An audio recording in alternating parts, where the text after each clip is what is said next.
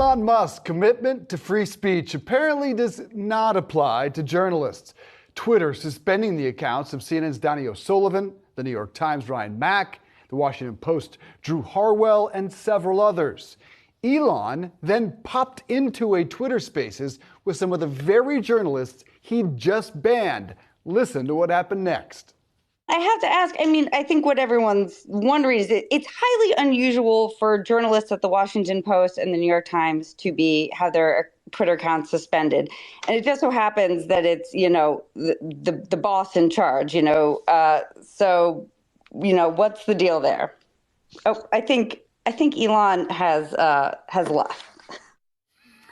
That was the voice of Katie Notopoulos, BuzzFeed News senior technology reporter.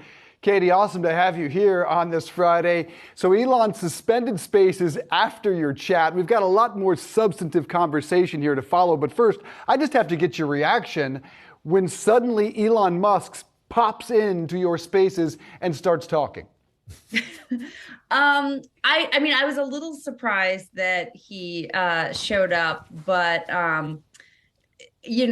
one of the people who is, as he mentioned, not a Twitter employee, but Jason Calacanis, who works closely with Elon Musk and has been helping him as an advisor on Twitter. He was in the space sort of arguing with some people in there. So I suspected that probably Elon found out about it through his friend. It was a little bit surprising. Elon is he tweets a lot about what he is doing. So, he's not a closed book. And ultimately what he sort of said was essentially the same as what he had tweeted, which is that he had suspended these journalists based on doxing rules. And I'm just looking at some of the reports here. Absolutely incredible. Some of the journalists in the room with you there who were given the ability to speak, even though their accounts had been suspended, they were just talking, and they had been reporting on this account that on reporting that Elon Jet had already done. Its account was suspended, as I understood. Links were provided in articles to the suspended account or the deleted or I guess unavailable tweets. But I'm just wondering, any substance to the argument that these other journalists were somehow doxing Elon Musk and the location of him and his family? I think Elon certainly has a very strong opinion about that they were indeed in violation of the doxing rules that he had just made up hours earlier. And it does sound like he had a sort of frightening incident that clearly, he really took to heart all of a sudden a new vigor about wanting to enforce moderation rules.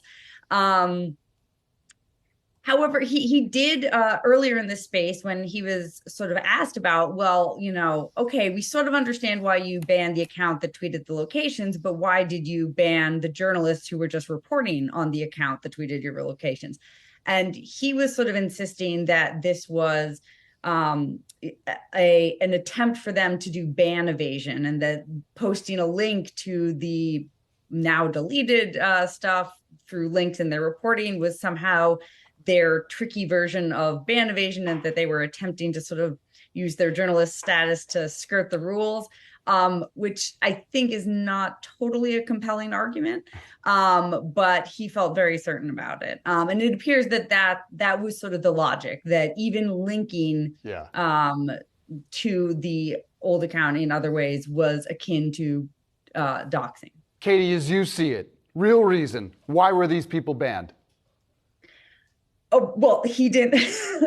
I think the real reason is that they had tweeted something in relation to the Elon jet, but it just so happened. Many people tweeted about the Elon jet. There was a whole news cycle, for the last couple of weeks about this account. And it just so happens that the people that he did ban happened to be people who were at big news publications who had also written critically about Twitter and Musk in the past. And so, not even in the very recent past, even earlier, probably that day. I think that's where a lot of eyebrows were raised. That was this a personal vendetta against some journalists that he didn't like, and he kind of came up with this half-baked excuse that it was related to the jet account? Or was he just so shaken by some incident at the airport that he said, I don't care if these rules don't really make sense, I'm going to just go ahead and ban anyone?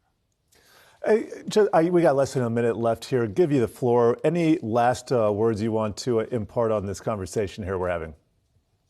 I think that ultimately, like, it's a very chilling effect that he's created here. The banning journalists for reporting and posting news gathering information, posting articles, like, that's pretty clearly of some concern. And I think that it's hard to know what this means for the future of Twitter. I think that really has soured a lot of people on what the future of Twitter is going to look like. At the heart of this, what do you think Elon Musk's definition of free speech is?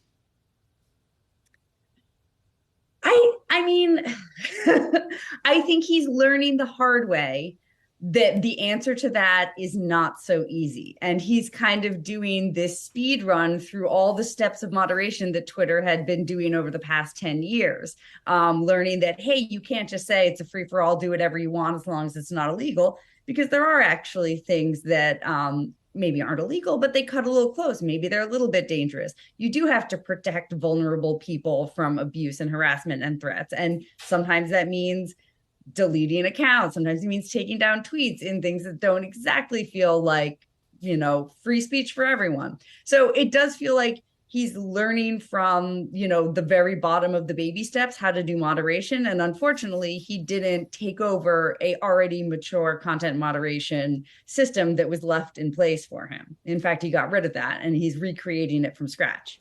I like that, stressing moderation, something my grandfather was very in support of his entire life, but with here, a different definition. Katie Antopoulos, always appreciate you stopping by, and thanks for that report.